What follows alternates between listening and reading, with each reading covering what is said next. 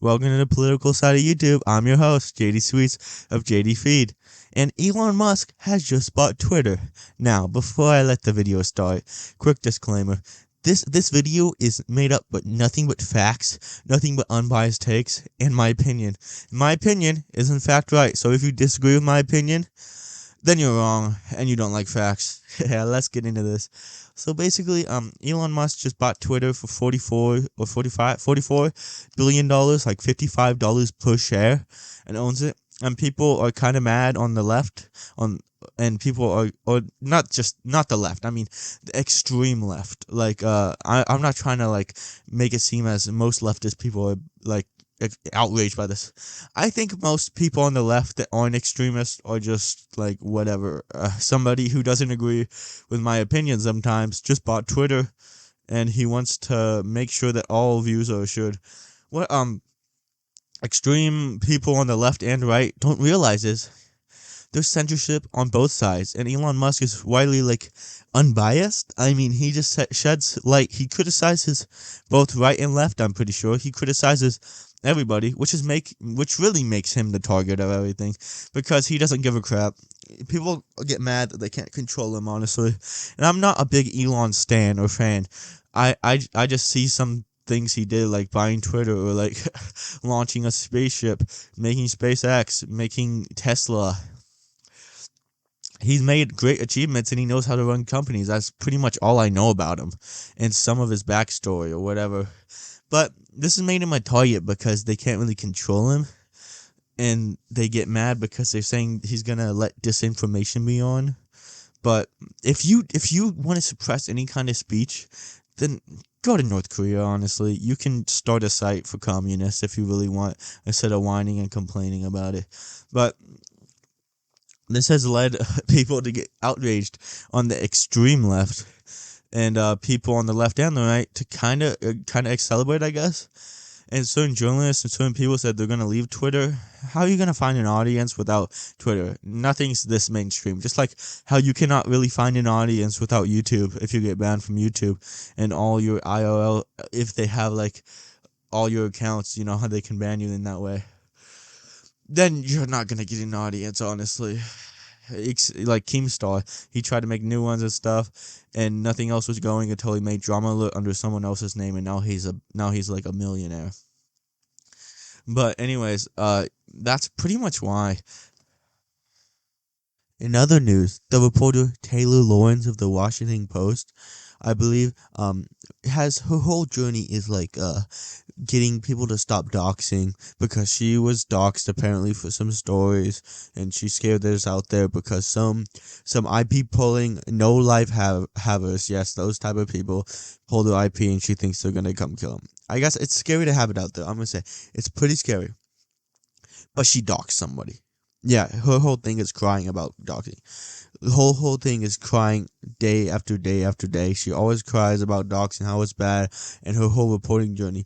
And she used the BS excuse, the same excuse police use in police brutality, same excuse, that's more extreme, but the same excuse most people make when they're just biased and they're extreme and then they can't handle. So basically, here's the story. She was trying to find out why somebody lives a TikTok, which basically just takes it takes extreme leftists and then it posts what they do. And yes, it is kind of wrong in a sense to just, because some people will look at that and say left is bad, left equals bad. But really, I don't know. People with a couple brain cells can realize that, yes, they'll go online and make fun of it like Ben Shapiro does, but they know that not all leftists are like that. They know those are just extremists, and they're funny to make fun of because they're freaking crazy. They're extremists. Same as right extremists are funny to make fun of because they're crazy. They're extremists.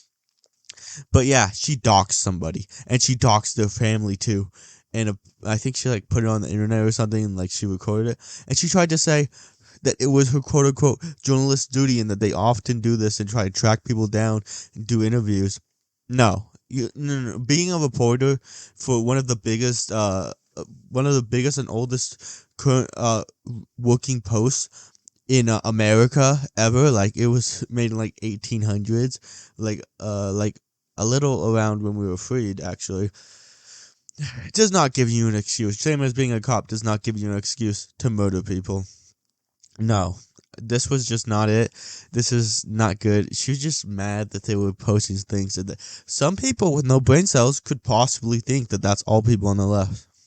Let me tell you a secret from someone who leans furthermore to what, right? No, we don't. We know that it's the extremists. We just like making fun of them because they're extremists. You guys do the same thing for far-right extremists. And some people with no brain cells think that's just the right. But people, common people who aren't divided and know that that's just extremists, will laugh at it and they'll move on. And they'll know that's not it. So yeah, as you can tell, I strongly oppose this. I think it's disgusting. I don't agree with doxing at all. I know it's just, oh, people dox people. People have been pulling IP since Xbox Live Party, Xbox 360, Xbox, like old.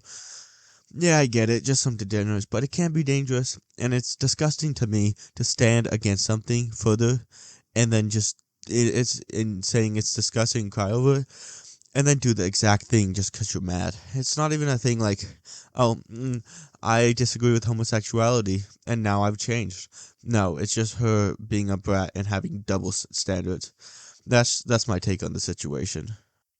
Now, I don't usually cover celebrities, but I'm gonna be honest, I hate Pokimane. I don't like her. I think she has double standards, just like the reporter.